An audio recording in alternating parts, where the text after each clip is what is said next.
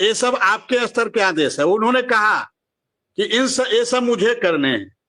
मैंने कहा सर ये आपके स्तर के, यही आप जारी कर देते तो सरकार की भी पे भी लोगों का भरोसा बनता और हम संगठन पे भी लोगों का भरोसा बनता।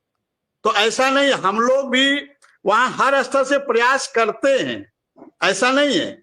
लेकिन वही है, जब तक रिजल्ट नहीं आ जाता है, जब तक शासनादेश नहीं आ जाता है, तब तक हम लोग भी झूठे हो जाते हैं और सरकार भी झूठी हो जाती है।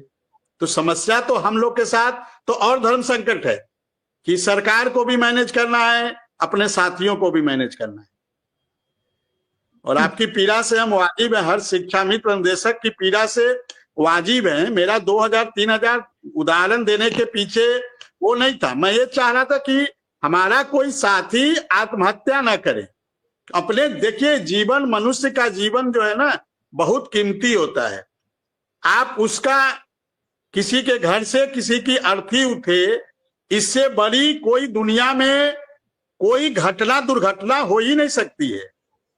और बाप के सामने बेटे की अर्थी उठे, बाप के सामने बेटी की अर्थी उठे, इससे बड़ा जघन्य अपराध तो हो ही नहीं सकता। तो मेरा कहने का मतलब है, यदि मेरी बातों से किसी साथी को दुख हुआ हो तो मैं क्षमा प्रार्थी हूं। मेरा कहने का मकसद ये नहीं है। मेरा कहने का मकसद है कि कोई हमारा साथी आत्महत्या न करे। आत्महत्या कोई विकल्प नहीं है।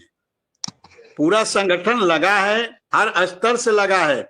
हम लोग हाथ जोड़, अभी मैं देखा उस दिन किस प्रकार से सुशील जी, अजय जी, मंत्री जी के सामने हाथ जोड़ के माफी मांग रहे थे, क्षमा प्रार्थी हो रहे थे कि सर जो गलती हुई, कुछ गलतियां हुई होगी, सर जो गलतियां हुई हो उसको लेकर माफ कर दीजिए, हम लोग भी पता कर रहे हैं।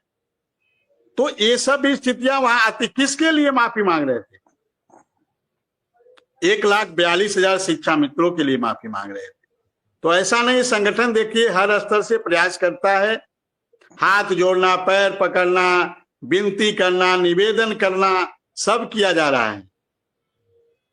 अब रिजल्ट का इंतजार है, जितना जल्दी रिजल्ट आ जाए। अब्दुल रहमान जी जो कमेंट लिख रहे हैं, और मैं सबको बुलाता हूं, जिसकी इच्छा होती है वो आता है, जिसकी नहीं इच्छा नहीं आता है। नहीं आता है तो हम किसी को पकड़ के थोड़े ही ला सकते हैं। हमारा काम है सबसे बात करना, सबको बुलाना, सबको एक बार लिंक भेजना, फोन करना। उसके बाद कोई फोन ही नहीं उठाएगा तो मैं उसे रोज थोड़े ही उसी के पीछे लगा रहूंगा। उदय सिंह, बात इसकी नहीं है। बात सबसे बड़ी बात यह है कि हम या आप कोई भी हो, अभी यहां 2000 लोग कमेंट कर रहे हैं। सुबह जब मेरे पास फोन आया था 11 बजे, तो मुझे पता है कि मैंने कितनी 3 घंटे पीड़ा झेली है। ये जो कमेंट लिख नहीं रहे हैं 2500 और 1000, ये कर दो वो कर दो, जब आपके फोन पर नहीं आता है तब आपको पता लगता है कि क्या दिक्कत होती है।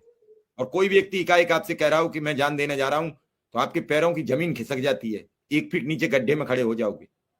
कमेंट लिखने में कोई देर थोड़ी लगती है कि किसके लिए क्या लिख दो, किसको क्या लिख दो। ना व्यक्ति घर बता रहा है, ना गांव बता रहा है। नहीं सर, इन कमेंटों को लेकर भी वहां माफी मांगे रहे थे सुशील जी और अजय जी। नहीं, ये जो कमेंट तो करते हैं विक्रम सिंह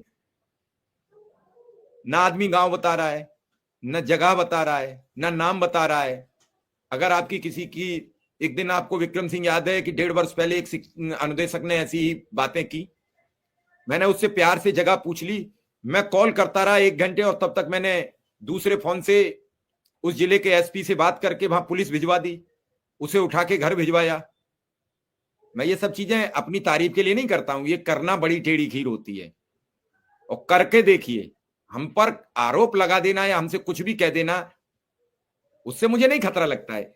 लेकिन मैं सिर्फ इसलिए करता हूं कि एक जान भी बच गई अगर 1 महीने में, तो मैं समझता हूं कि मैंने अपनी जिम्मेदारी निभा ली।